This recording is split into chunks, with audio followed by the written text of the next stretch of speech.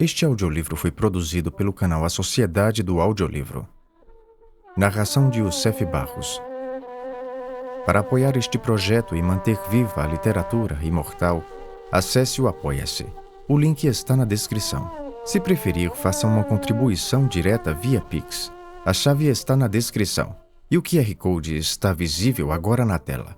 Curta, comente e compartilhe este audiolivro com outros amantes da literatura. Seu apoio faz toda a diferença. Para uma experiência mais imersiva, recomendamos o uso de fones de ouvido. Dúvidas, parcerias ou contato profissional, veja as informações na descrição do vídeo. Muito obrigado por estar conosco. Desejamos a você uma excelente escuta e uma boa leitura.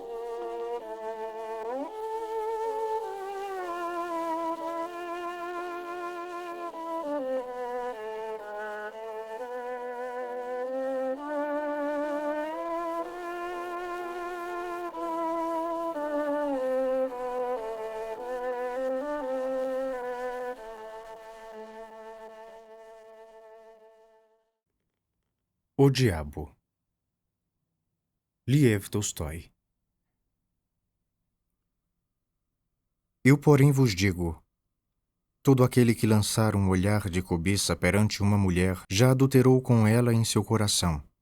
Se teu olho direito é para ti causa de queda, arranca-o e lança-o longe de ti, porque te é preferível perder-se um só dos teus membros, a que todo o teu corpo seja lançado na geena.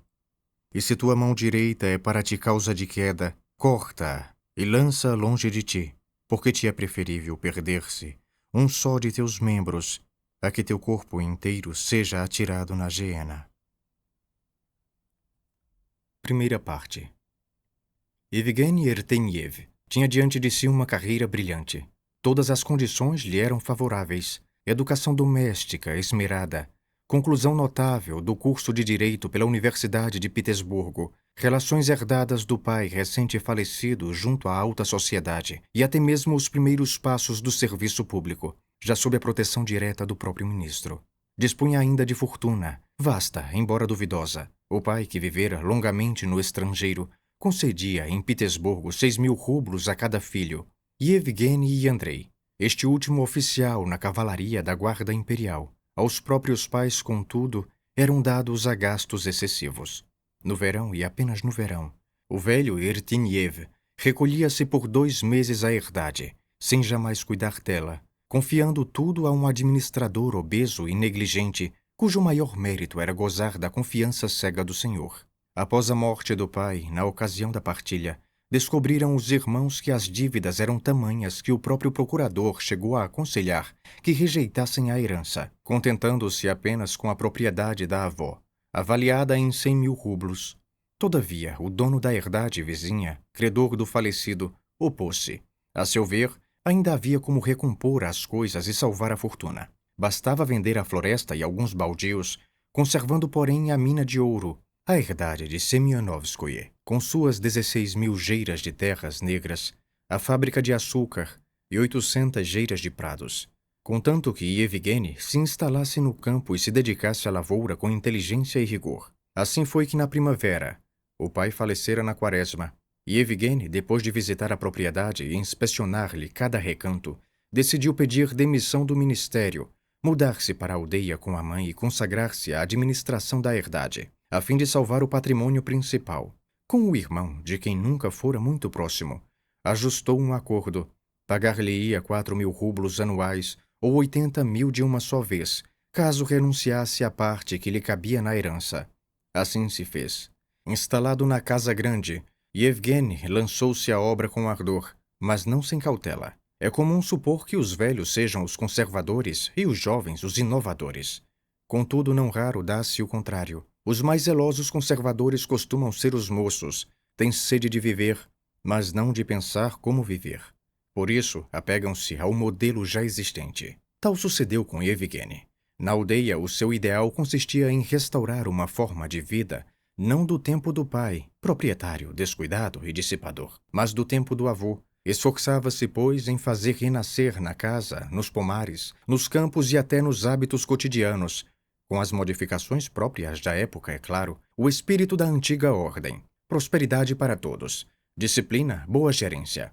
Mas para tanto era preciso trabalhar muito, satisfazer credores e bancos, o que exigia vender terras e adiar pagamentos, ao mesmo tempo arranjar recursos para sustentar a vasta herdade de Semionovskaia, com suas 16.000 geiras de lavradio e a fábrica de açúcar, e ainda restaurar no solar e nos jardins a aparência de vida, afastando qualquer vestígio de abandono. O labor era imenso, mas Yevgeny possuía forças abundantes, físicas e morais. Contava 26 anos, tinha estatura mediana, compleição robusta, músculos fortalecidos pela ginástica, rosto sanguíneo de faces rosadas, dentes e olhos brilhantes, o cabelo macio e ondulado, embora não espesso. Seu único defeito físico era a miopia, agravada pelo uso de óculos, que o obrigava a portar uma luneta já marcando-lhe o dorso do nariz adunco. Quanto ao espírito, bastava dizer, quanto mais se conhecia Yevgeny, mais se lhe afeiçoavam. A mãe sempre o preferia a todos. Após a morte do marido, concentrara nele não apenas o afeto, mas a própria vida. Os colegas de liceu e universidade o estimavam e respeitavam. Até estranhos rendiam-se àquela simpatia imediata. Bastava encarar-lhe os olhos francos para que se fosse impossível suspeitar-lhe mentira ou falsidade. Essa índole muito ajudava nos negócios. Credores severos e implacáveis com os outros, para ele mostravam confiança e cediam. O administrador, o regedo, o mujique que enganaria qualquer um, diante dele esquecia-se do embuste. Tal era a impressão de bondade, simplicidade e franqueza que inspirava. Estava-se no fim de maio. Yevgeny conseguira libertar um baldio da hipoteca e vendê-lo a um comerciante, do qual obteve ainda um empréstimo para a compra de cavalos, bois e carroças, e, sobretudo, para iniciar a construção da granja, indispensável ao novo regime. As coisas começavam a andar. A madeira era transportada, carpinteiros já trabalhavam, 80 carroças levavam o estrume aos campos, mas não obstante o movimento, tudo ainda permanecia incerto. Parte 2. No meio de tantas preocupações, havia uma circunstância aparentemente menor que, todavia, muito atormentava Yevgeny. Na juventude, vivera como a maioria dos rapazes solteiros, vigorosos e saudáveis. Mantivera relações ocasionais com mulheres de diversos tipos. Não era devasso, mas tampouco monge. Como gostava de dizer, entregava-se a tais coisas apenas na medida das suas necessidades. A física em proveito da saúde e a intelectual pela liberdade do espírito. Assim se justificava. Iniciara-se aos 16 anos e até então tudo lhe ocorrera bem. Não se deixara arrastar pela libertinagem, não se prendera a paixões desordenadas, nem contraíra moléstia alguma. Em Petersburgo, a primeira fora uma modista. Quando esta se mostrou corrompida, arranjou outra. Administrava tão cuidadosamente esse aspecto da vida que não sentia o menor embaraço em relação a ele. Agora, porém, já no segundo mês de vida na aldeia, não sabia como proceder. A continência forçada começava a produzir-lhe efeito nocivo. Ir à cidadezinha em busca de alívio? Mas onde? E como? Eis a inquietação que o consumia, e persuadido de que aquilo era uma necessidade legítima, uma daquelas a que o homem não escapa, começou a sofrê-la como tal, a ponto de sentir-se menos livre e até de acompanhar sem querer com os olhos cada mulher que lhe passava adiante. Repugnava-lhe, contudo, envolver-se com uma rapariga ou uma mulher da aldeia. Sabia, pelo que se ouvira contar, que seu pai e seu avô se distinguiam nesse particular de outros senhores rurais do tempo. Jamais tiveram relações com as servas da casa. Decidiu, pois, que também não o faria. Mas à medida que a tensão crescia, e temendo o que poderia suceder-lhe se fosse à vila, passou a considerar outra hipótese. Afinal, as mulheres já não eram servas. A emancipação libertara-as. Nota: Emancipação das servas. Refere-se à reforma de 1861, quando o czar Alexander II aboliu a servidão na Rússia, libertando milhões de camponeses, mujiques e mulheres, da sujeição direta aos senhores rurais. Fim de nota. E talvez se pudesse arranjar algo ali mesmo, desde que sem depravação, com discrição e apenas para o bem da saúde, como repetia a si próprio. Entretanto, tomada essa decisão, sua inquietude aumentou ainda mais. Ao conversar com o regedor, com os camponeses, com o carpinteiro, desviava-se-lhe a língua para o tema das mulheres. E se acaso alguém introduzia o assunto, fazia por mantê-lo. Seus olhos, então, observavam-nas cada vez mais, como se a necessidade lhe aguçasse não apenas os sentidos, mas também a imaginação. Parte 3. Porém, decidir é uma coisa, realizar é outra. Abordar diretamente uma mulher. Mas que mulher? Onde? Parecia-lhe impossível. Um intermediário se impunha, mas quem?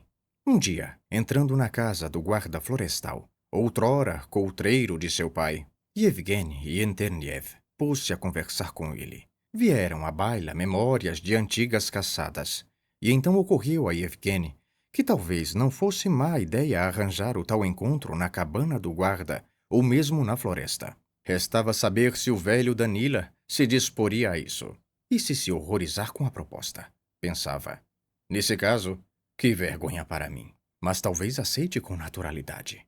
Enquanto Danila narrava, com gosto, como certa vez se haviam hospedado em casa da mulher do salmista, no meio do culto, e como ele próprio arranjara mulher para o senhor Prianitnikov, Yevgeny apenas culminava tais pensamentos. Então, quando? Perguntou. Pode ser já amanhã, vou comprar tabaco e passo por lá. O senhor venha ao meio-dia, aqui à horta, junto dos banhos. Ninguém o verá. A essa hora, todos dormem. Está bem. A caminho de casa tomou uma emoção terrível.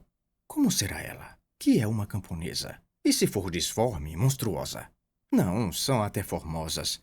Respondia-se recordando algumas que já lhe haviam prendido os olhos. Mas o que lhe direi? Que faço? Passou o dia em sobressalto. No dia seguinte, ao meio-dia, foi à casa do guarda. Danila esperava-o à porta, e com um gesto de cabeça apontou-lhe o atalho que levava à floresta. O sangue de Evgeny ardeu-lhe nas veias, e ele seguiu pela horta. Nada. Aproximou-se dos banhos. Deserto. Entrou, saiu. Então, de súbito, ouviu o estalo de um ramo partido atrás do barranco.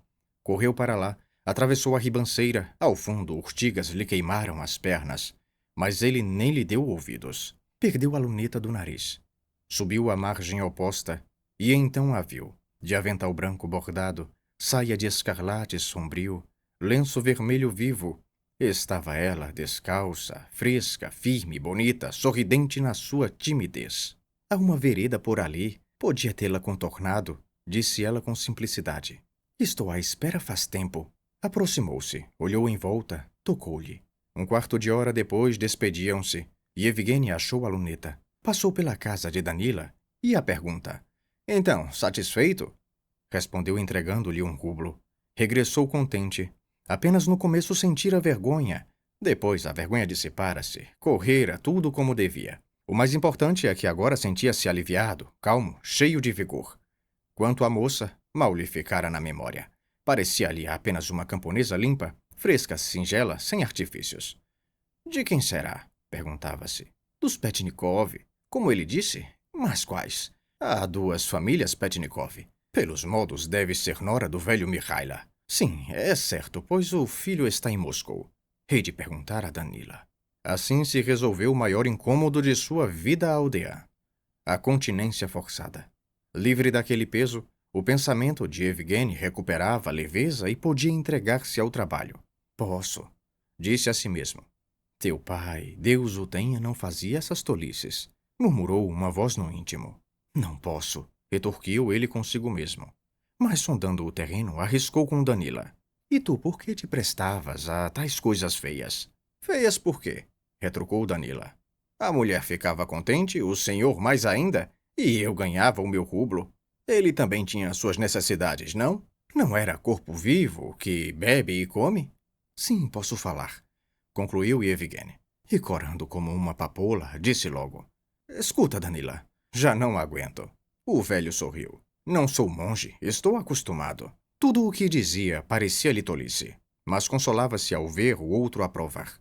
Tudo bem, o senhor podia ter dito antes. Sim, é possível, assentiu Danila. Basta escolher qual delas. Qualquer uma, francamente, apenas que não seja muito feia nem doente. Entendido, disse Danila pensativo. Oh, sim, conheço uma coisinha linda. E Evgeny tornou a corar. Uma coisinha linda. Casaram-na no outono, mas o marido... Não pode.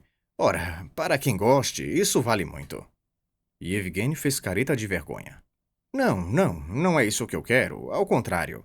O que poderia ser ao contrário? Quero apenas que seja saudável e sem problemas. Uma mulher de soldado, talvez. Já sei. Quer que eu lhe fale a estapenida? O marido está na cidade. É como se fosse mulher de soldado. Boa rapariga, limpa. O senhor vai gostar. Ainda há pouco lhe disse: anda cá, e ela. Entretanto, a vida mostrava-se implacável. O trabalho, na herdade, revelava-se árduo. Às vezes parecia-lhe que não suportaria, que no fim teria de vender tudo, que seus esforços se perderiam e, pior que tudo, ficaria provado que se rendera, que não fora capaz de concluir a obra do pai. Este último pensamento era o mais insuportável. Mal tapava um buraco, outro se abria inesperado. E surgiam dívidas novas, até então ocultas. Ficava patente que, nos últimos anos de vida, seu pai se endividara por toda a parte, sem medir consequências. Em maio, durante as partilhas, Yevgeny supusera já conhecer toda a extensão do passivo.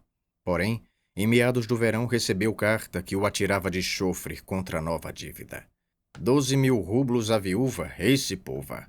Não havia letra, apenas uma carta de promessa. Documento contestável, segundo o procurador. Mas nunca passaria pela cabeça de Evgeny negar uma dívida real de seu pai apenas por falta de papel. Bastava-lhe saber que a dívida existia. Mamãe, quem é essa Kaléria Vladimirovna Esipova? Perguntou à mesa do almoço, refeição que, como sempre, tomavam juntos. Esipova. Foi educanda do teu avô. Por quê? E Evgeny mostrou-lhe a carta. Não sei como essa mulher não tem vergonha. Teu pai ajudou-a muito, deu-lhe tanto dinheiro. Mas devemos-lhe algo? Não sei o que dizer. Não, dívida não há. Teu pai, com sua infinita bondade... Mas considerava isto dívida ou não? Não sei, não sei. Só sei que, sem isso, já temos problemas demais. E Evgeny percebia que Maria Pavlovna evitava opinar, como a sondá-lo. Só posso concluir que é preciso pagar, disse ele. Amanhã vou falar-lhe e pedirei adiantamento. Ai, pobre filho, como me apieda de ti. Mas talvez seja melhor assim. Diz-lhe apenas que espere, aconselhou a mãe, aliviada e até orgulhosa da decisão.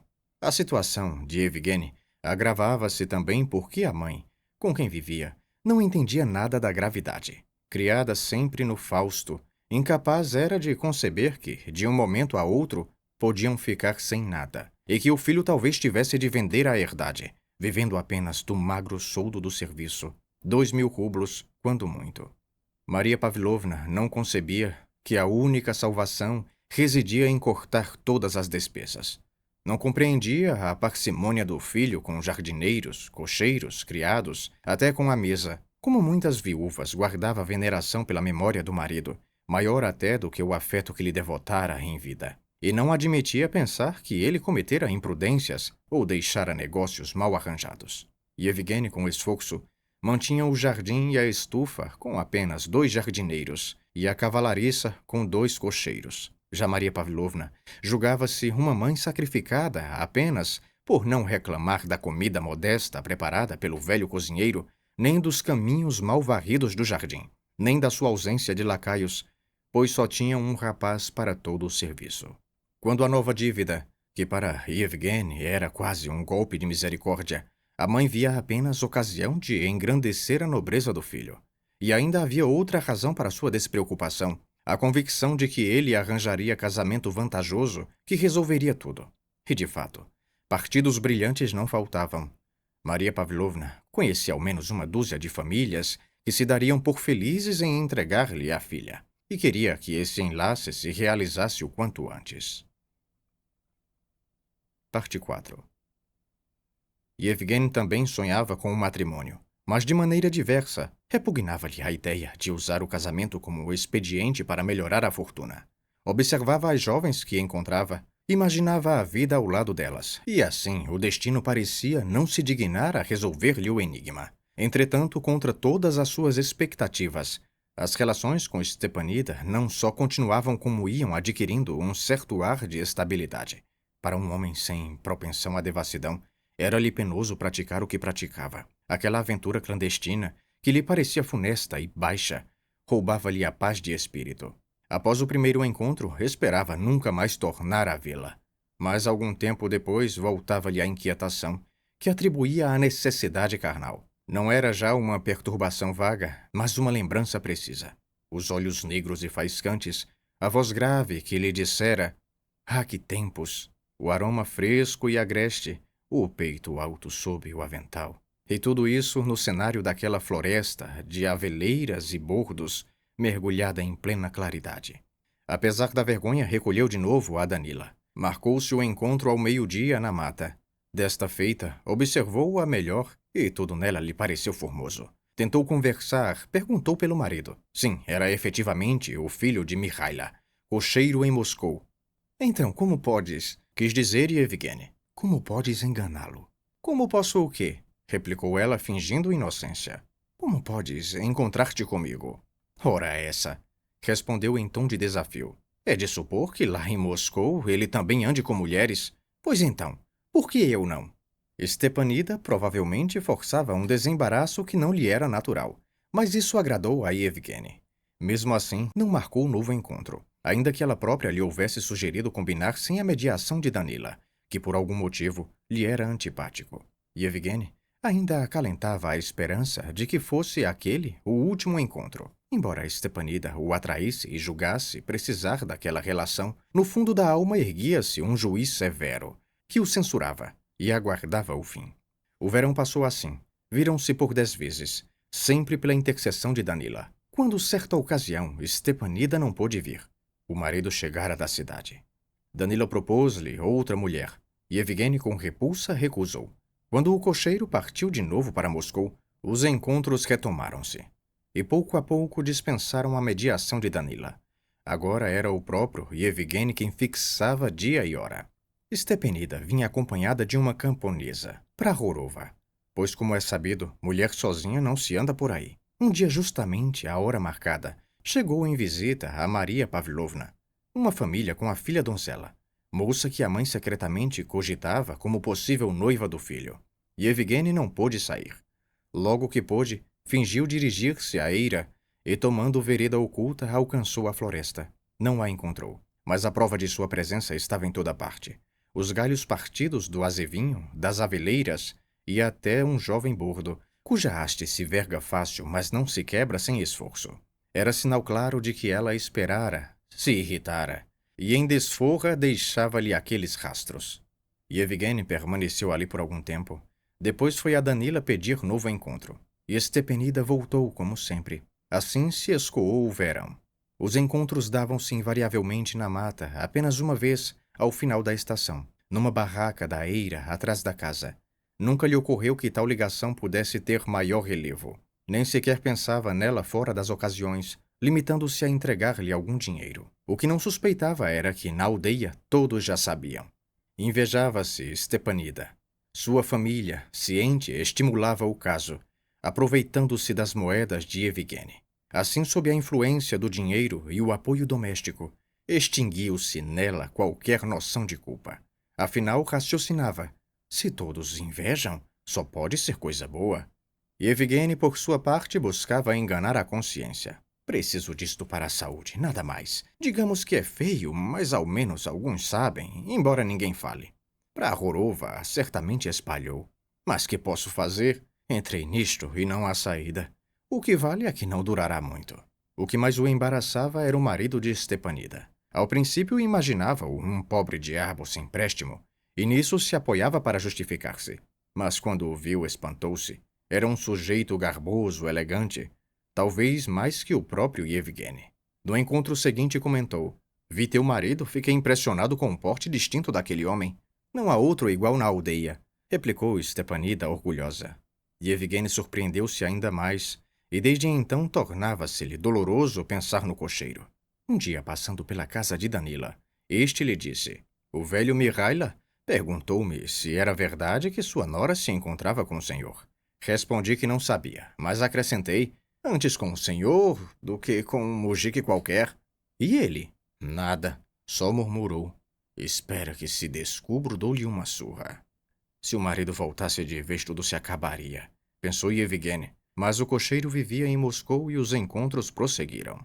"Quando for preciso, rompo. Acaba-se e pronto", dizia para si, e parecia-lhe coisa certa, sobretudo porque o verão o absorvera de outras lidas. A organização da granja, a colheita, as obras, o pagamento das dívidas, a venda do baldio.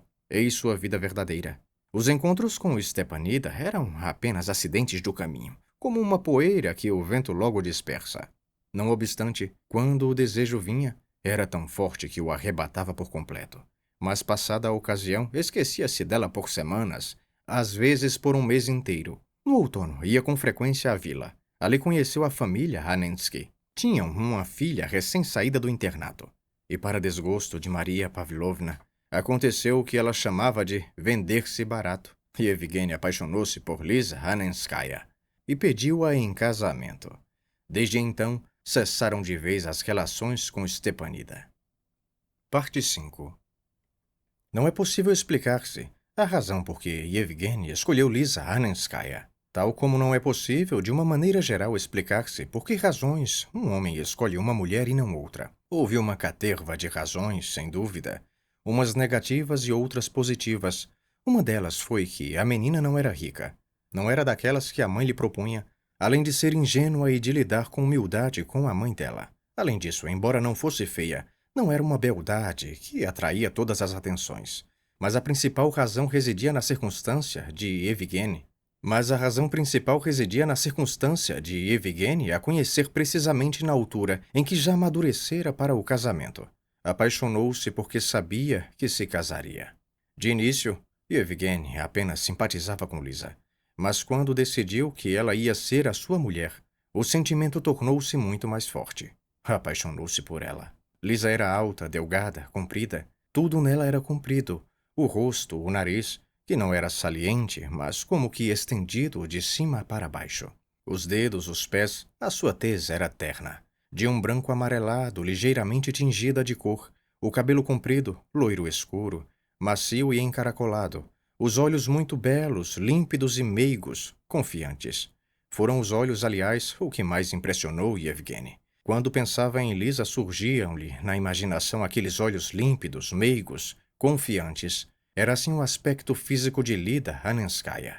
Quanto ao espiritual, Yevgeny não sabia nada, apenas via aqueles olhos. Uns olhos que pareciam dizer-lhe tudo o que ele tinha de saber. Ora, o sentido daqueles olhos era o seguinte: desde os 15 anos, ainda no internato, Lisa apaixonava-se incessantemente por todos os jovens atraentes que encontrava, e apenas ficava animada e feliz quando se apaixonava. Quando saiu da escola, continuou a apaixonar-se por todos os homens jovens que encontrava, e evidentemente mal conheceu e Evgeny também se enamorou dele. Era aquele estado de paixão que dava aos olhos de Lisa a expressão que fascinou Evgeny. Naquele mesmo inverno, já ela estava apaixonada por 2 jovens, ao mesmo tempo, e corava sempre que eles entravam em sua casa e também quando alguém pronunciava os nomes deles na sua presença. Porém, quando a mãe lhe insinuou que Yevgeny Erteniev tinha provavelmente intenções sérias, a sua paixão por ele aumentou de tal maneira que os outros 2 quase se lhe tornaram indiferentes.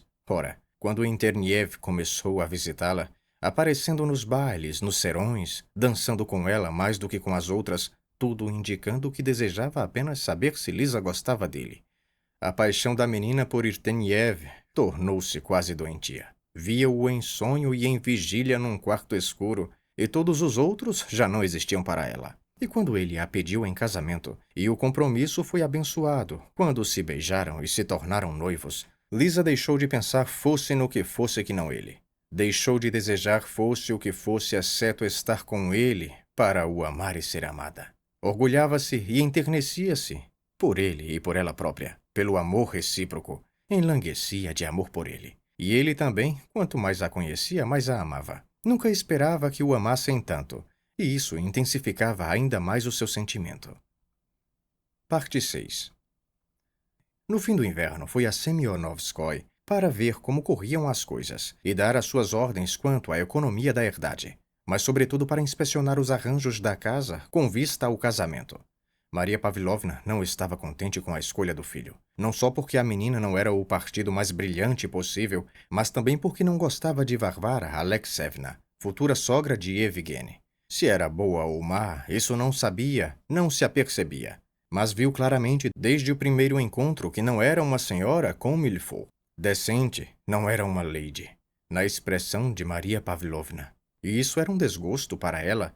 Afligia, uma vez que valorizava muito por hábito de sempre a tal decência, e porque sabia que Evgeny também era muito sensível a esse respeito. Previa muitos dissabores para o filho nesse particular. Quanto à menina, agradava-lhe, sobretudo porque Evgeny gostava dela. Sendo assim, era necessário amá-la. E Maria Pavlovna estava pronta para isso, com toda a sinceridade. Evgeny foi encontrar a mãe muito animada e contente.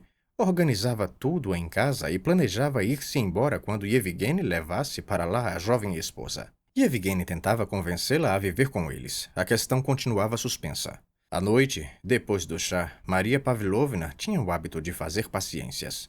Evgeny ajudava-a. Era a hora das conversas mais íntimas entre mãe e filho. Maria Pavlovna acabou uma paciência. Não encetou outra e, hesitando um pouco, olhou para o filho e começou. Queria dizer-te uma coisa, meu filho.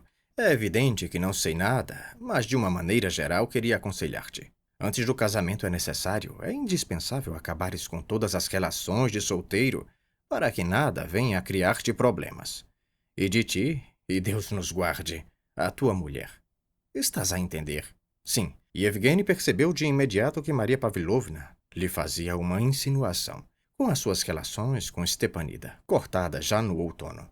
Mas a que a mãe, como é próprio das mulheres solitárias, atribuiu maior importância do que tinham na realidade. E Evgeny corou, não tanto porque o envergonhasse, e sim porque o desgostava a intromissão de Maria Pavlovna. Feita por amor, é claro, mas mesmo assim em coisas que não lhe diziam respeito e que era incapaz de compreender. Respondeu à mãe que não tinha nada a esconder e que sempre se portaria de maneira a que nada impedisse o seu casamento.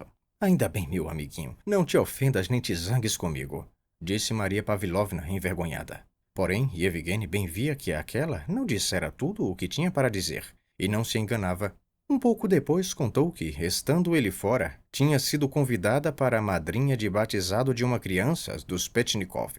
Desta vez, Evgeny não corou de desgosto, mas de vergonha, com a estranha consciência da importância do que lhe ia ser dito a seguir. Uma consciência involuntária, em pleno desacordo com o seu raciocínio.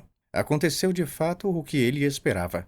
Maria Pavlovna, sem qualquer intenção aparente, falando por falar, disse que nesse ano nasciam só rapazes, o que era prenúncio de guerra. Na família dos Vassin e nas dos Patnikov, os primogênitos das jovens mulheres eram rapazes. Maria Pavlovna, que tencionava contar-lhe aquilo, como que de passagem, sentiu-se mal ao ver o filho acorar e atirar nervosamente a luneta, a fazer estalar-lhe a mola, a voltar a pô-la e a acender toda à pressa um cigarro. Calou-se. E Evgeny também ficou calado, não sabendo como quebrar aquele silêncio. Concluíram ambos que se tinham compreendido um ao outro. Na aldeia é preciso manter a justiça e que não haja favoritos, como os tinha o teu tio. Mãezinha, disse de chofre Evgeny, eu sei onde quer chegar. Não tem motivos de preocupação. Para mim, a minha futura vida familiar é tão sagrada que não quero de modo algum prejudicá-la. Quanto ao que sucedeu durante a minha vida de solteiro, está definitivamente morto e enterrado. E nunca me comprometi em caso nenhum. Ninguém tem quaisquer direitos em relação a mim. Muito bem, fico contente, disse a mãe. Eu sei, conheço as tuas ideias nobres. E Evgeny aceitou estas palavras como merecidas e calou-se. Na manhã seguinte foi à vila. Ia a pensar na noiva. Ia a pensar em tudo menos em Stepanida. Ia a pensar em tudo menos em Stepanida. Mas, nem de propósito para lhe lembrar, quando se aproximava da igreja começou a encontrar aldeões que saíam de lá. Viu o velho Matvei com Semyon, viu crianças, jovens raparigas, e de repente duas mulheres, uma mais velha, a outra toda aperaltada, de lenço encarnado, com qualquer coisa de familiar. Andava em passo ligeiro e energético, com um bebê ao colo. Ao chegar junto delas, a mais velha parou, fez-lhe uma vênia antiga, e a mais nova apenas inclinou a cabeça, brilhando-lhe sob o lenço uns olhos familiares, sorridentes, alegres. Sim, é ela, mas já está tudo acabado. Nem sequer tenho de olhar para ela. A criança talvez seja minha. Passou-lhe pela cabeça. Mas não é. Que disparate. Havia o marido, ela estava muitas vezes com ele. E Evgeny nem queria fazer as contas. Precisou dela por razões de saúde. E pagava-lhe mais nada.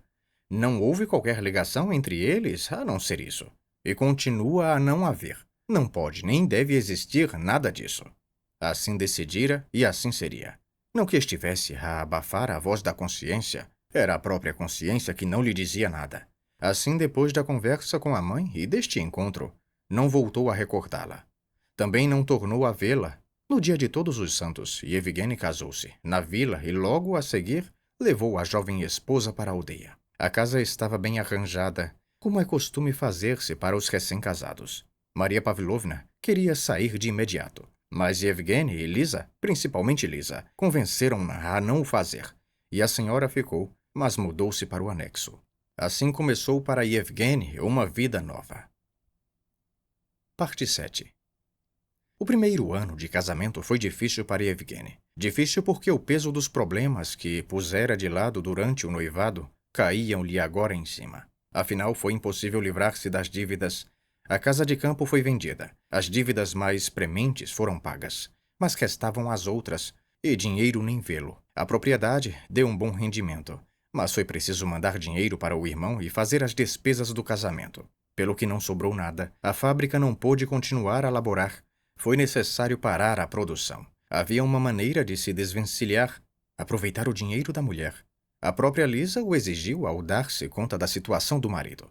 E Yevgeny aceitou, mas com a condição de passar para o nome da mulher metade da herdade. O que foi feito, não por vontade de Lisa, que até se sentiu ofendida com a solução, mas por desejo da sogra. Tudo isso com a alternância de êxitos e malogros. Foi uma das causas que envenenou a vida de Yevgeny naquele primeiro ano.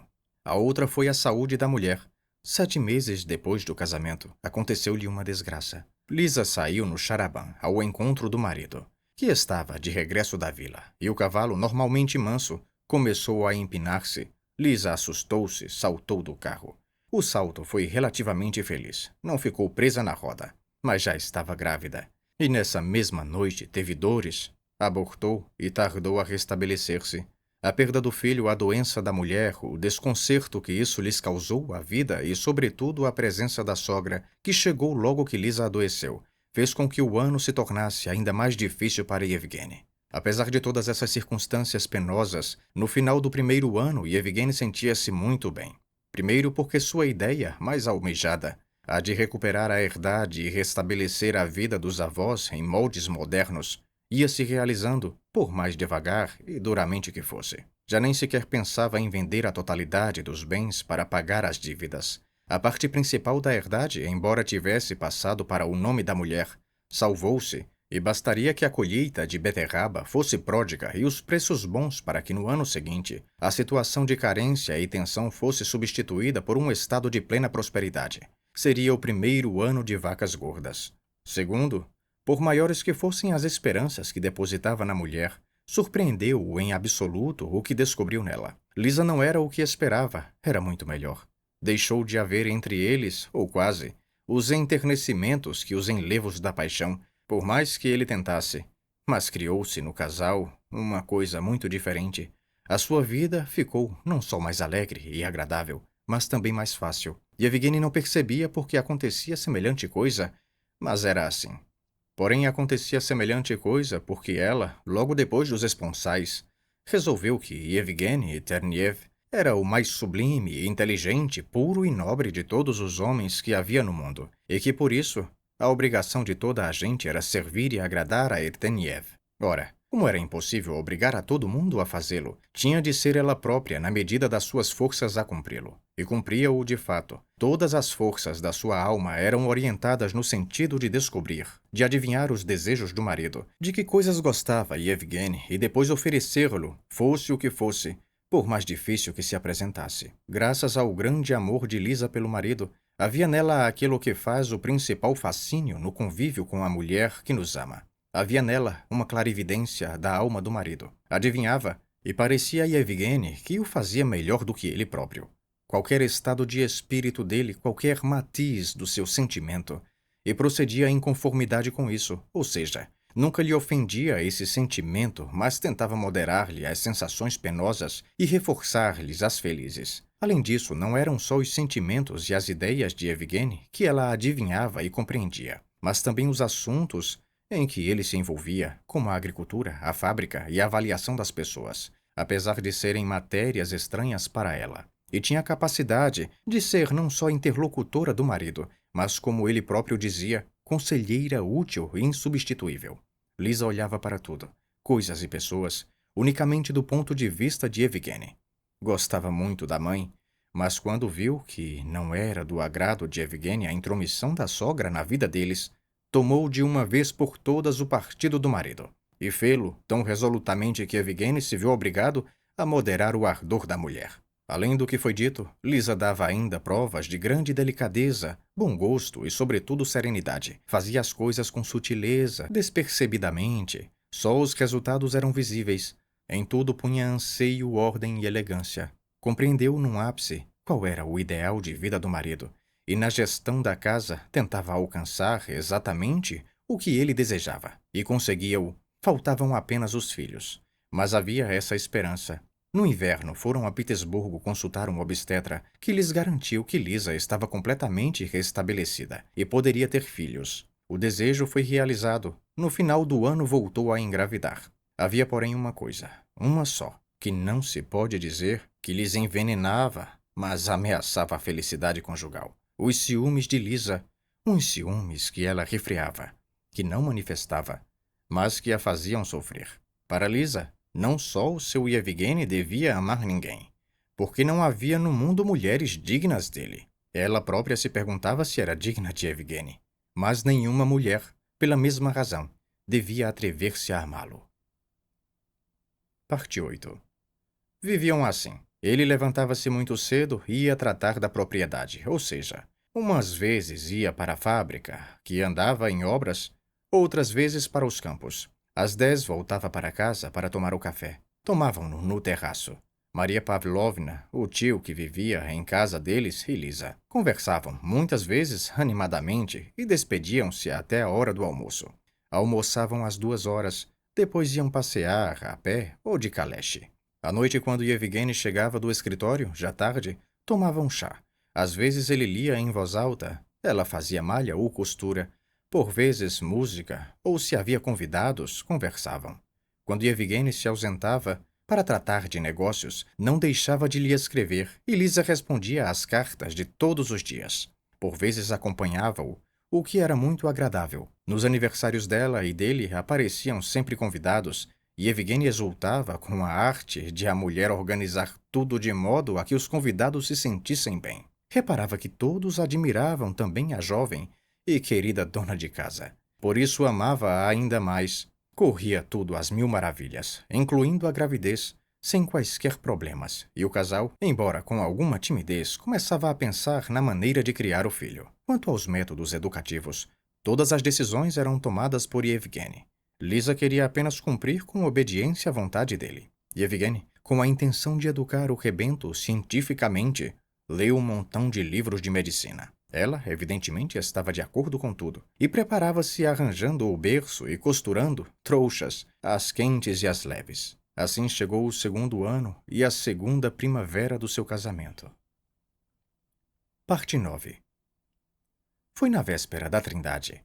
Lisa ia no 5º mês de gravidez, e embora usasse de todas as cautelas, andava animada e enérgica. Ambas as mães, a dele e a dela, se haviam instalado lá em casa, com o pretexto de vigiar e proteger a grávida. Mas com as suas altercações constantes, não faziam mais do que inquietá-la.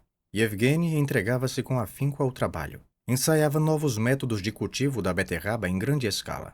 Na véspera da Trindade, Lisa decidiu fazer grandes limpezas em casa. Não eram feitas desde a Páscoa, tendo chamado 2 mulheres há dias para ajudarem a sua criadagem na lavagem do chão e das janelas, na limpeza dos móveis e tapetes, para cobrirem tudo de capas.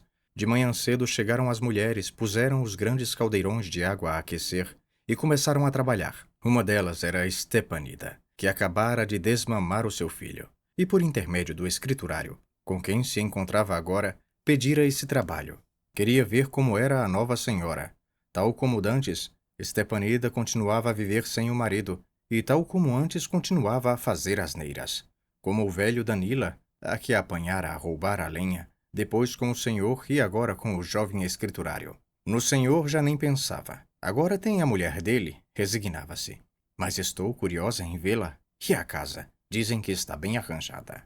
e Evgeny nunca mais a vira desde aquele dia em que a encontrara com o bebê, porque Stepanida não ia trabalhar, tratava do filho, e Evgeny raramente ia à aldeia. Então, nessa manhã de véspera da Trindade, Evgeny levantou-se cedo, um pouco antes das 4, e foi para um arroteamento onde deveriam espalhar fosforitos. Saiu de casa quando as mulheres adias ainda estavam fora, ocupadas a aquecer os caldeirões. E Evgeny voltou para o café da manhã alegre e cheio de fome. Apeou-se junto da cancela e entregou o cavalo ao jardineiro, fustigando com o chicote as ervas altas e repetindo para si mesmo uma frase fortuita.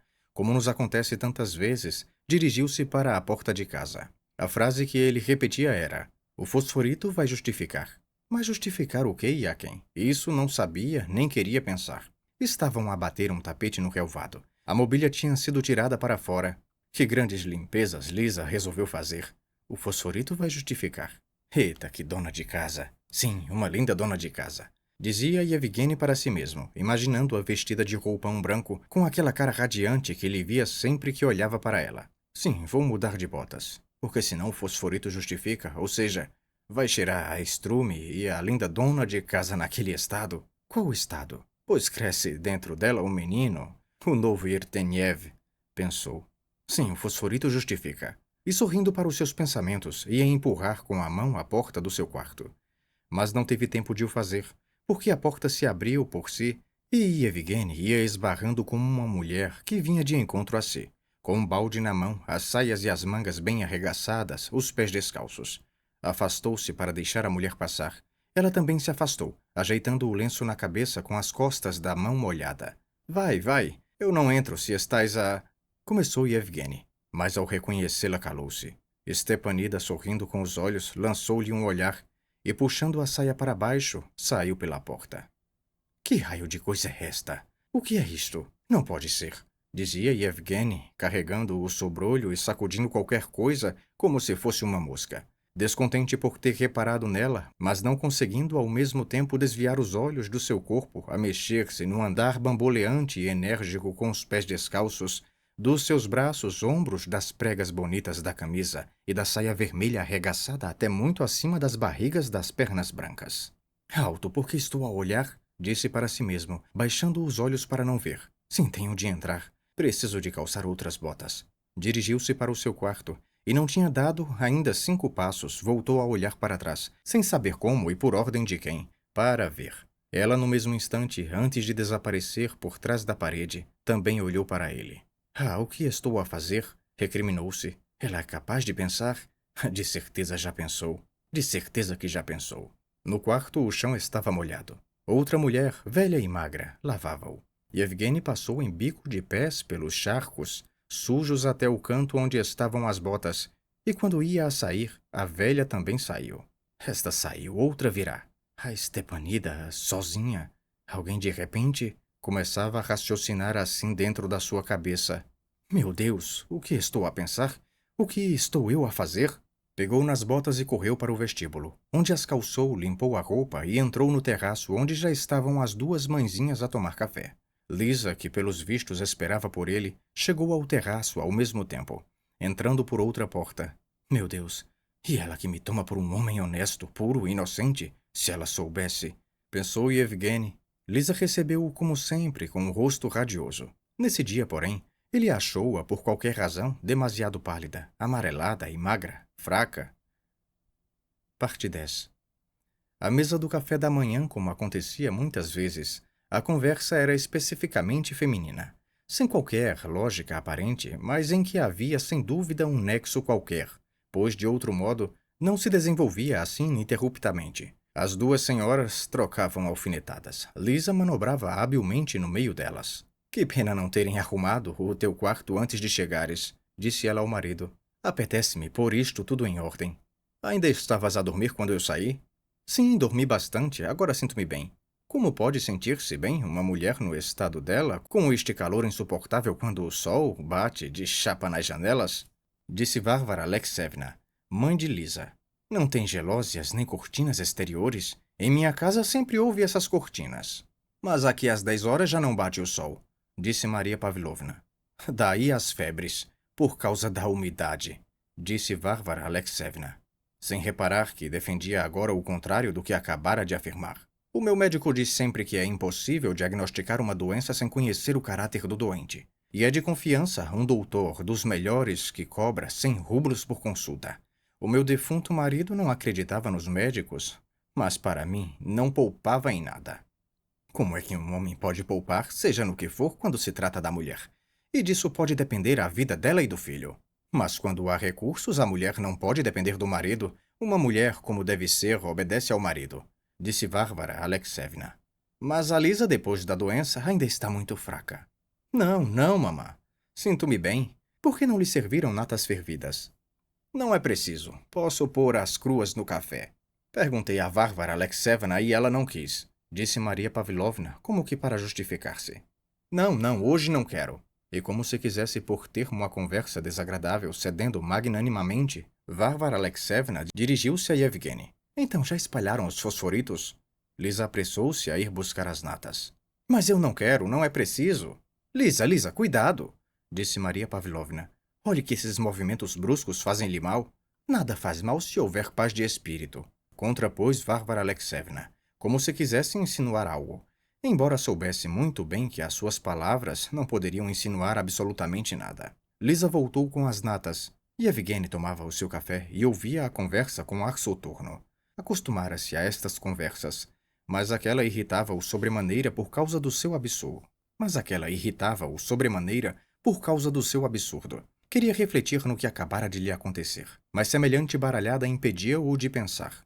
Varvara Alexevna, acabado o seu café da manhã, saiu mal-humorada. Ficaram à mesa Lisa, Yevgeny e Maria Pavlovna. Decorreu então uma conversa simples e agradável. Lisa, porém, com a sua sensibilidade amorosa, reparou numa certa aflição de Yevgeny e perguntou-lhe se alguma coisa corria mal. Yevgeny não estava preparado para semelhante pergunta e hesitou um pouco antes de responder que não se passava nada. A hesitação fez com que Lisa pensasse. Alguma coisa o afligia, e muito. E isso era tão evidente para ela como uma mosca no leite. Mas Yevgeny calava-se. Parte 11. Findo o café da manhã, todos se dispersaram. Yevgeny, cumprindo a ordem estabelecida, foi para o seu gabinete, mas não pegou num livro nem começou a escrever cartas. Sentou-se a fumar, cigarro atrás de cigarro, e a pensar. Aquele sentimento repugnante que se manifestara nele de forma tão inesperada, e de que já se considerava liberto desde que se casara, deixou-o terrivelmente estupefato e amargurado. Em todo o tempo em que decorrera desde o casamento, nunca mais havia experimentado aquele sentimento, nem em relação a essa mulher que conhecera, nem a qualquer outra, tirando, é claro, a sua própria esposa. E no fundo da alma, tantas vezes se sentira feliz por se ter libertado. Agora de chofre, aquela casualidade, na aparência tão insignificante, revelava-lhe que não se libertara ainda disso. Não era tanto o fato de novamente o dominar esse desejo, de desejar outra vez Stepanida. Nem queria pensar nisso, que o martirizava. Mas o fato de esse desejo continuar latente dentro dele. Era necessário estar alerta e resistir-lhe. E na sua alma não havia a mais pequena sombra de dúvida de que ia resistir a esse sentimento. Tinha de responder a uma carta e de elaborar um documento. Sentou-se à mesa a trabalhar. Quando acabou, já esquecera por completo o que o tinha inquietado. Saiu com a intenção de ir à cavalariça. Então, por azar, por infeliz acaso, ou nem de propósito, mal saiu à porta, viu surgir de trás da esquina a saia e o lenço vermelhos. Estapenida, abanando a mão, passou ao lado dele, no seu andar baloiçado. Em boa verdade, passou-lhe ao lado a correr, como numa brincadeira, e foi juntar-se à companheira. E de novo bombardearam a imaginação de Yevgeny os meios-dias ensolarados, as traseiras da casa do guarda Danila, a cara sorridente à sombra das árvores, a sua boca mordendo as folhas. Não posso deixar-me ir assim, disse para si mesmo, e esperando que as duas mulheres desaparecessem, foi para o escritório. Estava na hora do almoço, e Yevgeny ainda queria apanhar o encarregado.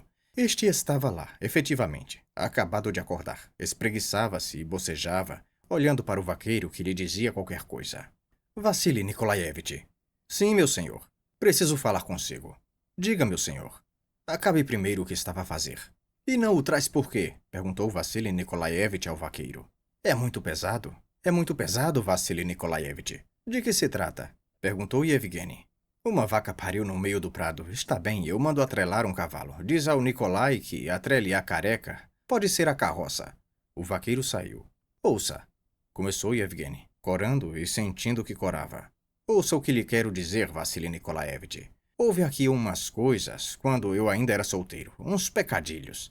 Não sei se ouviu falar. Vassili Nikolaevich, com os olhos sorridentes e pelos vistos com pena do patrão, disse. Refere-se a Stepanida? Sim, então, por favor, não lhe dê trabalho lá em casa. Tem de compreender, é muito desagradável para mim. Mas acho que foi por ordem de Vânia, o escriturário. Então, por favor. Bem, como é? Vão acabar de espalhar o sulfurito que ainda falta? Perguntou Yevgeny para esconder a atrapalhação. Vou agora mesmo para lá. Assim acabou a conversa. Yevgeny acalmou-se com a esperança de que tudo voltaria ao habitual do último ano, em que nunca havia. Além disso, Vassili Nikolaevich vai falar com o escriturário. Este vai dizê-lo a Stepanida. Ela perceberá que eu não quero mais nada com ela, pensava Yevgeny, satisfeito por ter conseguido ganhar coragem e dizer o que era preciso a Vassili Nikolaevich, por mais que lhe custasse. É melhor assim, é melhor do que a dúvida, a vergonha. Arrepiava-se só de recordar o crime no seu coração. Parte 12. O esforço moral de Yevgeny para ultrapassar a vergonha e falar com Vassili Nikolaevich tinha o acalmado. Parecia-lhe tudo resolvido. Lisa notou de imediato que o marido já estava perfeitamente tranquilo e até mais animado do que nunca.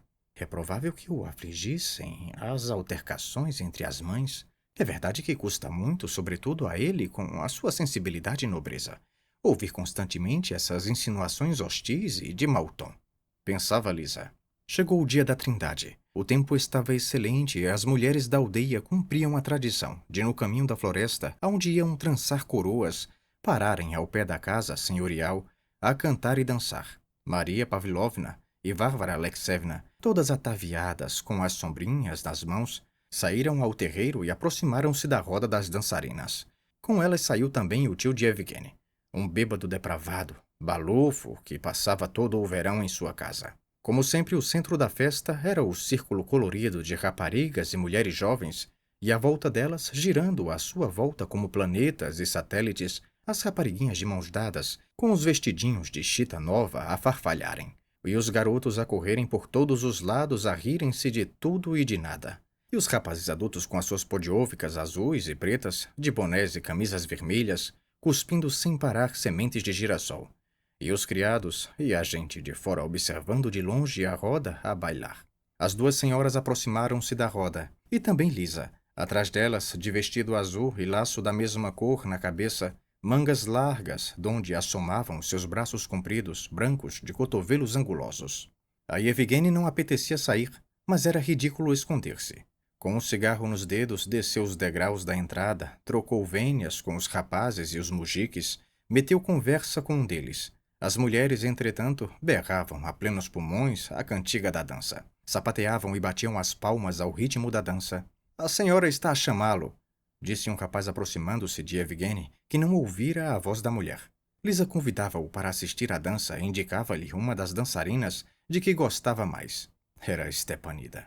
Larga, energética, com as bochechas coradas, alegre, envergando o vestido amarelo, colete de veludo e lenço de seda. Pelos vistos dançava bem. Yevgeny não quis ver nada.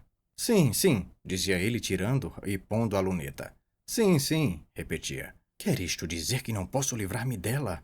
Pensava. Não olhava para ela porque temia o seu fascínio. Por isso o pouco que via dela de relance parecia-lhe ainda mais atraente. Percebeu também, pelo olhar brilhante de Stepanida, que ela o via e estava ciente de que ele a admirava. E Yevgeny ficou ali apenas o tempo necessário para não parecer inconveniente. E vendo que Varvara Alexevna a chamava e falava com ela de maneira desajeitada e falsa, tratando-a por Alminha, deu meia volta e foi para casa. Meteu-se em casa para não a ver, mas sem saber como nem porquê. Enquanto as mulheres lá estiveram, não deixou de a observar pela janela, fascinado. Enquanto ninguém estava a vê-lo, Yevgeny desceu rapidamente, entrou devagarinho na varanda e acendeu lá um cigarro. Depois saiu para o jardim com um cigarro entre os lábios, como se andasse por ali a passear, e encaminhou-se na direção que Stepanida tomara. Mal deu 2 passos pela alameda Rebrilhou por trás das árvores o colete de veludo por cima do vestido amarelo e o lenço vermelho. Ia com outra mulher. Vão a algum lado, pensou Yevgeny. De repente a volúpia desenfreada queimou, apertou-lhe o coração como uma garra. Impelido por uma vontade que não era dele, Yevgeny olhou à sua volta e foi se aproximando dela. Yevgeny Ivanitch, preciso de falar com vossa mercê. Ouviu-se uma voz atrás dele. Yevgeny, ao ver o velho Samorim, que andava a cavar-lhe um poço, caiu em si, e virando-se rapidamente foi ter com ele. Enquanto falava com o velho, viu que as duas mulheres iam na direção do poço, mais abaixo ou tomando o poço como pretexto. Depois demoraram-se ali um pouco. Deitaram a correr para se juntarem à roda. Parte 13. Depois de falar com Samorim, Yevgeny voltou para casa mortificado, como se tivesse cometido um crime. Em primeiro lugar, Stepanida parecia ler-lhe na alma como livro aberto e saber que ele a queria ver e a desejava. Em segundo lugar, a outra mulher, Anna Prahorova, também o sabia pelos vistos. Mas o mais grave era sentir que estava vencido, que se encontrava privado de vontade própria, que outra força o movia, que apenas por sorte se salvara desta vez, mas que, mais dia menos dia, perder-se-ia da mesma maneira. Sim, tudo perdido. Yevgeny não conseguia entender isso de outra forma. Enganar a própria esposa jovem, cheia de amor por mim? Enganá-la na aldeia com uma campônia, à vista de toda a gente? Não seria isso a perdição, a terrível perdição após a qual já não seria possível viver? Não é necessário. É obrigatório tomar medidas. Meu Deus, o que hei de fazer? Estarei mesmo perdido? Interrogava-se. Já não será possível tomar medidas? Mas tenho de fazer alguma coisa. Não penses nela, ordenava a si próprio. Não penses. Mas logo começava a pensar e a vê-la. E a imaginar a sombra do Acer. Lembrou-se ter lido em tempos uma coisa sobre um eremita. Para ultrapassar a tentação por uma mulher que tinha de curar impondo-lhe a mão, pôs a outra sobre o braseiro e queimou os dedos. Sim, antes queimar os dedos do que caminhar para a perdição. Então, sozinho no quarto, acendeu um fósforo e pôs o dedo sobre a chama. Ora bem, pensa agora nela, disse com ironia a si mesmo. Sentiu a dor, retirou o dedo negro do fumo, deitou fora o fósforo e riu-se de si. Que disparate! Não é isto que é preciso fazer. É necessário tomar medidas para não haver. Ir-me embora ou fazer com que ela se vá embora. Sim, afastá-la daqui. Dar dinheiro ao marido para que se mude para a cidade ou para outra aldeia. Mas iriam saber disso, iriam falar. Não interessa. Sempre é melhor do que este perigo. Sim, tenho de o fazer. Pensava ao mesmo tempo que não desviava os olhos dela. Para onde foi? Alarmou-se. Ela viu-o à janela, de certeza. E agora, depois de lhe lançar um olhar, pega na mão de uma mulher e vai para o jardim, abanando a mão. Yevgeny, sem saber por que nem para quê, impelido apenas pelos seus pensamentos, foi para o escritório.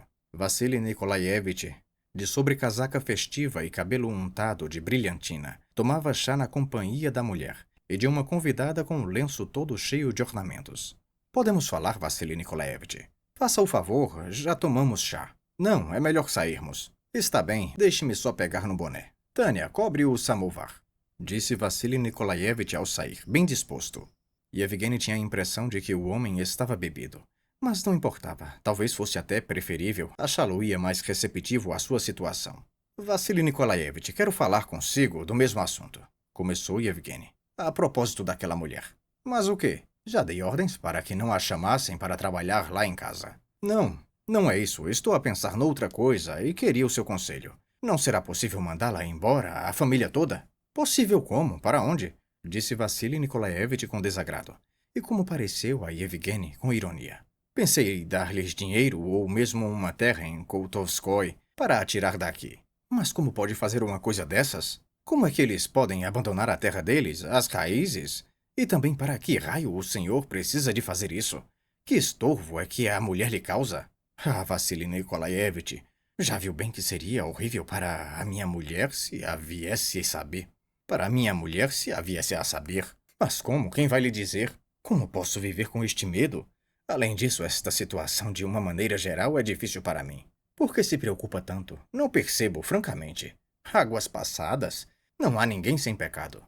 Mesmo assim, acho que seria melhor afastá-los daqui. Não poderia falar com o marido dela? Pelo amor de Deus, Yevgeny Ivanitch. Não há nada de que falar. Já foi tudo esquecido. O que não acontece na vida. E quem se vai atrever a falar mal de si é um senhor respeitável. Mas fale com ele, por favor. Está bem, falo. Embora soubesse de antemão que era tudo inútil, esta conversa acalmou Yevgeny. Pelo menos sentiu que, por nervosismo, tinha exagerado o perigo. Acaso tinha ido encontrar-se com ela? Não, isso era impossível, aliás. Tinha ido apenas dar uma volta pelo jardim e, por puro acaso, ela aparecera ali. Parte 14. No mesmo dia, o da Trindade, depois do almoço, Lisa foi passear pelo jardim. E ao sair para o prado, onde o marido a levou para lhe mostrar os trevos, ao passar por cima de uma pequena vala tropeçou e caiu. Foi uma queda sem violência, de lado, mas Lisa gemeu. E Evgeny viu-lhe não só o medo na cara, mas também a dor. Quis levantá-la de imediato, mas ela retirou a mão. Não, espera um pouco, disse ela, sorrindo debilmente e olhando de baixo para Yevgeny, com um ar culpado. Assim pareceu a Yevgeny. Não foi nada, dei um passo em falso. É o que estou sempre a dizer. Intrometeu-se Varvara Alexevna. Como se pode saltar por cima das valas neste estado? Não, mamã, não foi nada, já me levanto. Apoiada pelo marido, Lisa pôs-se de pé, mas logo a seguir empalideceu e estampou-se-lhe o susto na cara. Não estou lá muito bem, não. Suspirou qualquer coisa a mãe. Ah, meu Deus, o que foram fazer? Eu não lhes disse que não deviam sair? Gritava Varvara Alexevna. Esperem aqui, vou chamar alguém. Ela não pode ir pelo seu pé. Tem de ser levada para casa. Eu levo-te. Não tens medo, Lisa? Disse Evgeny, enlaçando-a com o braço esquerdo. Segura-te ao meu pescoço. Isso, assim mesmo. E inclinando-se, pegou nela pelas coxas e levantou-a. Nunca viria a esquecer a expressão sofredora e ao mesmo tempo deliciada que naquele momento viu no rosto de Lisa. Sou pesada, vai ser muito difícil para ti, dizia ela sorrindo. A mamã vai a correr, chama-a. Inclinou a cabeça e beijou-o. Provavelmente queria que a mãe também visse como Yevgeny a levava. Yevgeny gritou a Varvara Alexevna que não valia a pena correr, que ele era capaz de carregar com Lisa. Varvara Alexevna parou e respondeu gritando ainda mais. Vais deixá-la cair, de certeza. Só queres fazer-lhe mal. Não tens vergonha na cara? Não, eu levo-a perfeitamente. Não quero. Não posso ver como tu matas a minha filha. E Varvara Alexevna atacou em corrida a curva da Alameda. Não te preocupes, isto passa, disse Lisa sorrindo. O principal é não haver consequências, como aconteceu da outra vez. Não me refiro a isso, falo da mamã. Estás cansado, descansa. Mas Yevgeny, embora a carga fosse pesada, levou-a com alegria orgulhosa para casa, e sem recorrer à ajuda da criada e do cozinheiro, mandados por Varvara Alexevna, entrou com ela no quarto e pousou-a na cama. Vai, agora vai, disse ela, puxando a mão dele para si e beijando-lhe. E eu e a Anushka tratamos de tudo sozinhas. Maria Pavlovna também se descolou do anexo, à pressa. Despiram Lisa, deitaram-na. Ele ficou na sala com um livro na mão, à espera. Varvara Alexevna passou por ele com um ar tão acusador e sombrio que Evgeny teve medo. Como ela está? Como? O senhor ainda pergunta? Ela está como o senhor desejava que ela estivesse quando a obrigou a saltar os valados. Varvara Alexevna, exclamou Evgeny. Isto é insuportável. Se a senhora quer martirizar as pessoas e envenenar-lhe a vida, queria dizer-lhe, vá para outro lado qualquer. Mas conteve-se. Como é possível não se sentir mal a dizer essas coisas? Agora já é tarde. E sacudindo triunfantemente a touca, Varvara Alexevna passou pela porta. A queda de fato foi má. Torceu muito o pé. Havia o perigo de mais um aborto. Toda a gente sabia que não havia nada a fazer senão mantê-la deitada e imóvel. Mesmo assim, resolveram chamar o médico. Estimadíssimo Nikolai Semyonovitch, escreveu-lhe Evgeny. O senhor tem sido sempre tão simpático para conosco que espero não recuse agora vir dar assistência à minha mulher.